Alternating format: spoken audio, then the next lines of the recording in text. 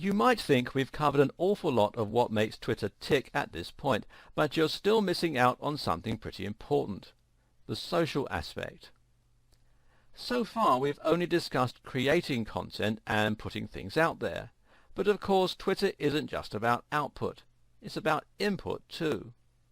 This is a communication tool and a social network. In other words, you need to think about responding to comments as much as you think about creating posts from scratch. Better yet, you need to think about how you can encourage engagement and interaction. This will make a big difference to the way people see your brand, and it will greatly improve your chances of getting shared and retweeted. What's more, by leveraging this social engagement correctly, you can see sudden growth. This is where the growth hacking aspect comes in, so why don't we start with that? If you're new to Twitter and you post a tweet to your audience, then you may get it seen by, say, 100 people, maybe 1,000.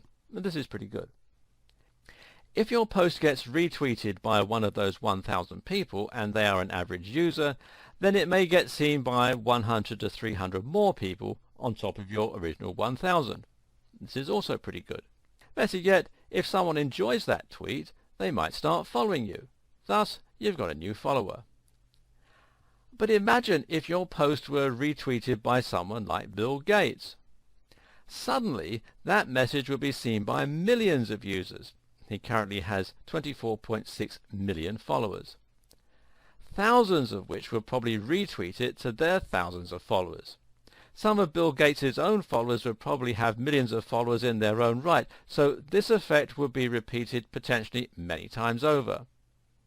You would get hundreds of thousands of new followers this way and would increase your influence drastically overnight. That's a growth hack because you've gone to 1 million followers overnight instead of taking it the usual several years.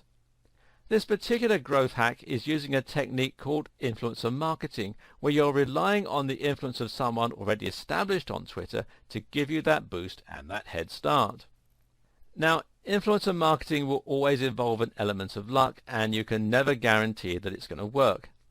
Still though, it's well worth a try, and by targeting influence with content tailored for their appreciation, and even sometimes mentioning them in comments, you can potentially see amazing results.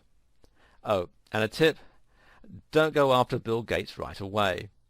Instead, aim to start with smaller influencers, such as prominent members of your niche or your industry.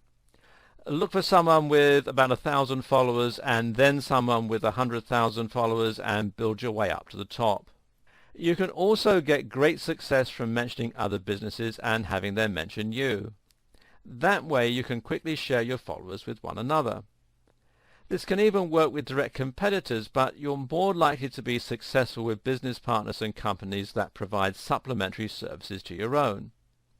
If you build websites, then looking for an SEO company and promoting each other is a good strategy. Again though, aim for people who are on a similar level to you to begin with. Here's a quick tip for any kind of influencer marketing.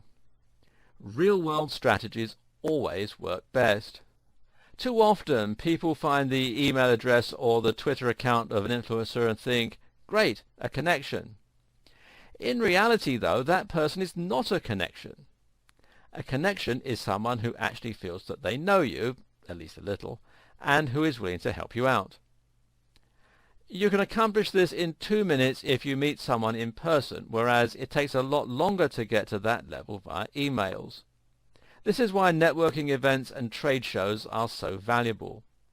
Find the influencers, introduce yourself, and have a human chat. Do not try to get anything from them. Then, a few weeks later, post something related to what you spoke about, or perhaps that you think they'll find interesting, and then tag them. Don't force the issue, but your chances of a retweet just went up significantly. You can also use your real-world networking skills to get regular followers on board. If you run a retail store and someone visits, you can tweet a photo of them with you, or you can message them to say thanks. People love this as it feels a little like being famous, and if you're lucky they may retweet that message to their followers. This is particularly useful for local businesses. If they're a local customer, then chances are their connections also live locally. In the next video, I'll talk about some more ways you can engage with your audience.